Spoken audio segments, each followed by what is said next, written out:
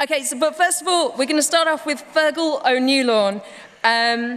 He's possibly the coolest geography teacher in the country. He spent his summer holiday travelling across the Bolivian Altiplano, the high plateau of the Andes, exploring water. Please put your hands together for Fearghal O'Nuallain.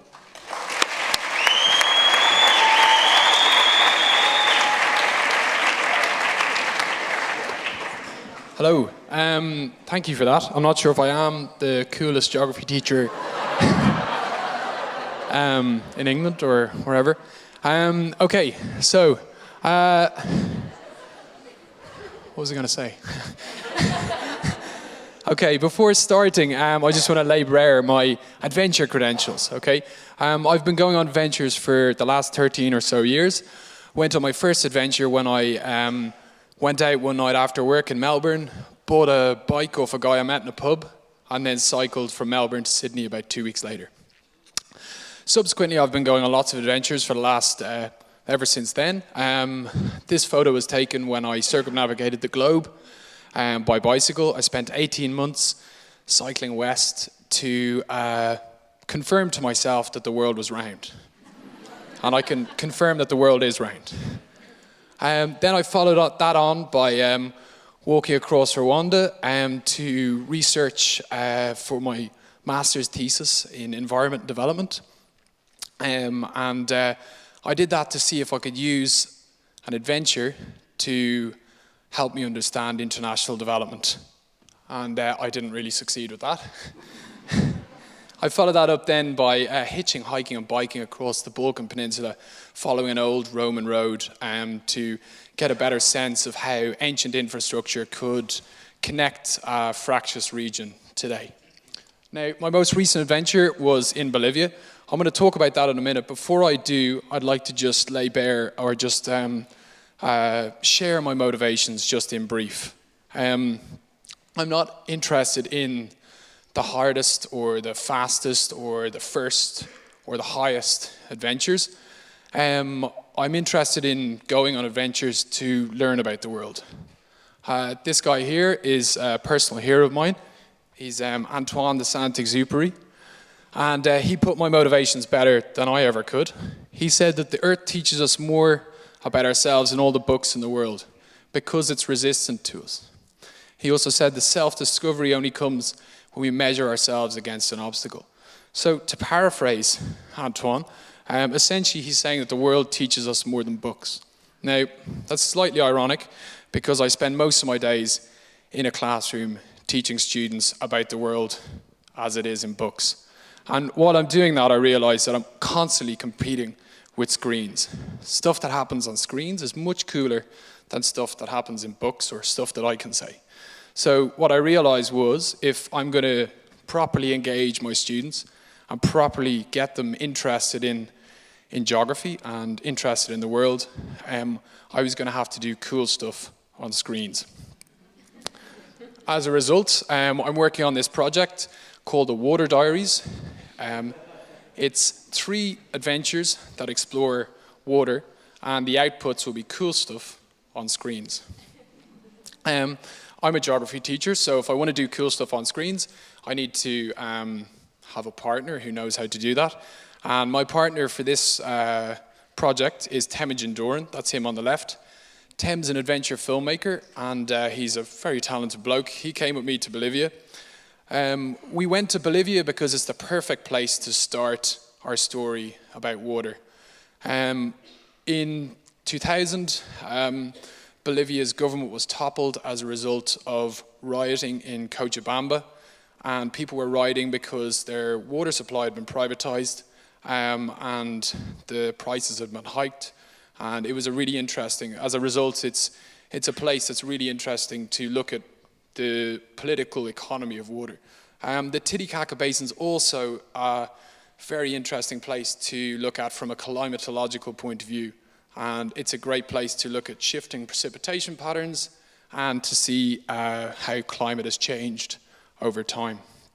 So to do that, we started our journey at 6,088 meters on the top of Huayna Potosi, It took us about a day and a half to climb to the top. It's not a particularly difficult climb. It's not a technical peak. I'm not an alpinist.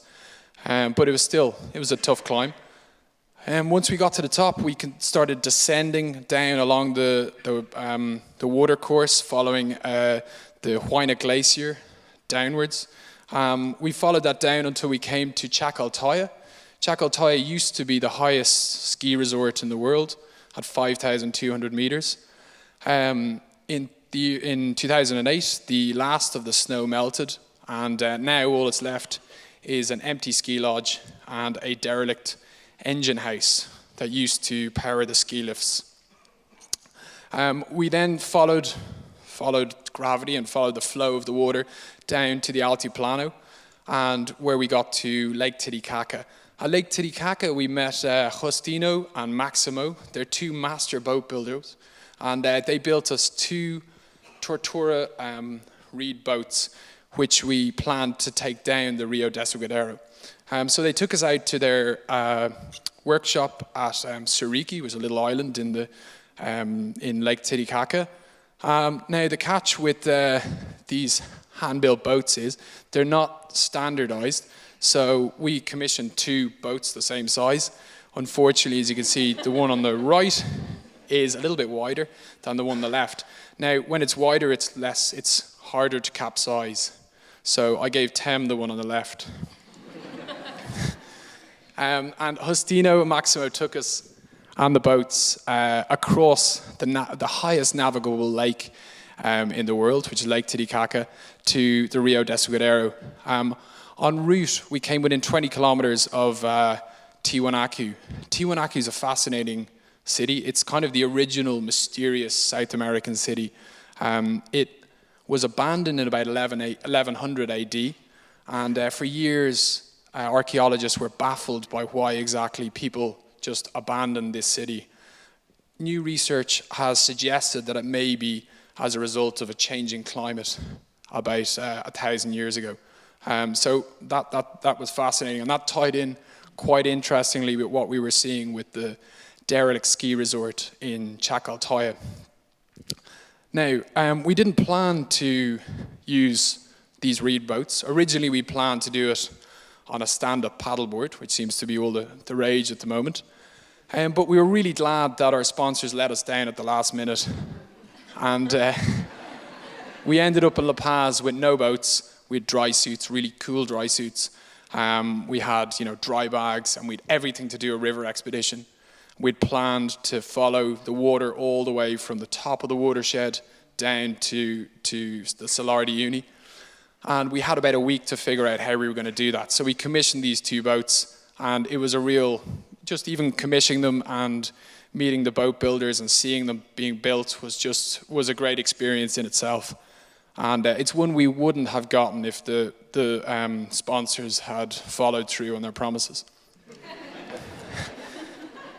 Now, as I said, the boats look great.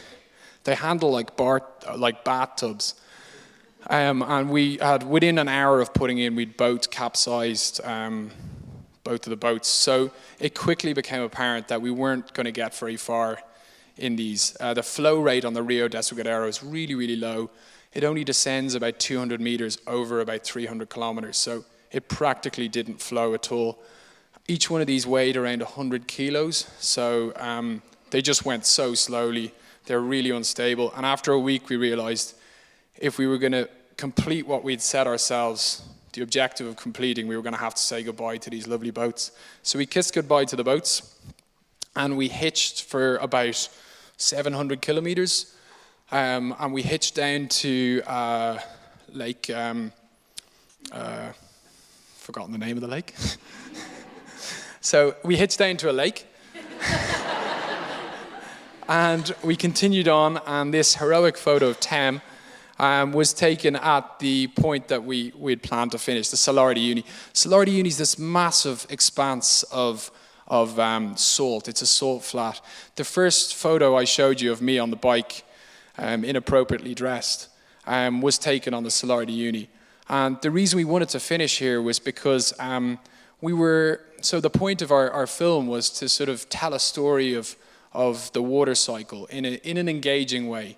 Not in the kind of way that you might see an educational film being told, but to tell a story and then have educational content baked in. So it would be something that was cool on a screen, and it would be something that my students would find interesting.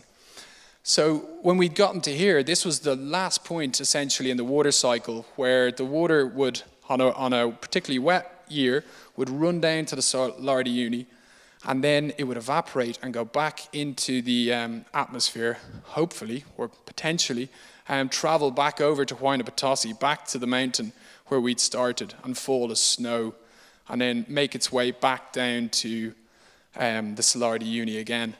And that was essentially, it was a simple plan. I'm going to show you a teaser now for the film that we've made. We're still in post-production, so we haven't actually got the full thing. We're hoping to deliver about a 25-minute film that can then be used by teachers to engage and get young people excited by the water cycle and by geography. So I'm going to show you the teaser. It's only a teaser, so please be gentle with me, and then I'll take some questions afterwards.